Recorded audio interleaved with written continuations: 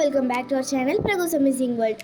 ഇന്ന് നമ്മൾ നോക്കാൻ പോണത് ക്ലാസ് 6ൻ്റെ സോഷ്യൽ സയൻസ് ചാപ്റ്റർ 2യുടെ ഒരു മെയിൻ ഇമ്പോർട്ടൻറ്റ് പേജാണ് നമ്മളിന്ന് നോക്കാൻ പോണത്. അപ്പോൾ വരൂ ഫ്രണ്ട്സ്, നമ്മൾ വീഡിയോയിലേക്ക് പോവാം. From Janapadas to Mahajanapadas. You have seen that in ancient India, Janapadas emerged around urban centers. Fertile river banks and abundant forests made certain Janapadas more powerful.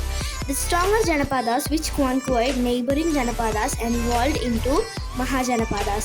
This period of Mahajanapadas is known as second urbanization in India. അപ്പോൾ കൂട്ടുകാരെ, നമ്മൾ ancient ഇന്ത്യനെ കുറിച്ച് നമ്മൾ ജനപാദാസിനെ കുറിച്ചാണ് പഠിച്ചിട്ടുള്ളത്. അപ്പോൾ അത് എവിടെയാണ് എമർജ് ചെയ്തത്? അർബൻ സെൻറ്ററിലാണ്. അപ്പോൾ പിന്നെ fertile river banks and abundant forest made certain janapadas. Fertile ആയിട്ടുള്ള റിവർ ബാങ്ക്സും അബണ്ടന്റ് ഫോറസ്റ്റും ഏത് ജനപാദാസിനെ മോറായിട്ട് പവർഫുള്ളാക്കി മാറ്റി.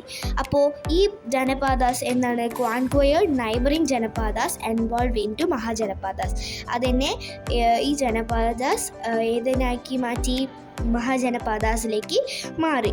ആ മഹാജനപാദാസിനാണ് നമ്മൾ നോക്കേണ്ടത് അർബനൈസേഷൻ, സെക്കൻഡ് ആണ് അർബനൈസേഷൻ ഇൻ ഇന്ത്യ എന്നാണ് നമ്മൾ ആ ജനപാദാസിനെ നമ്മൾ പറയുക.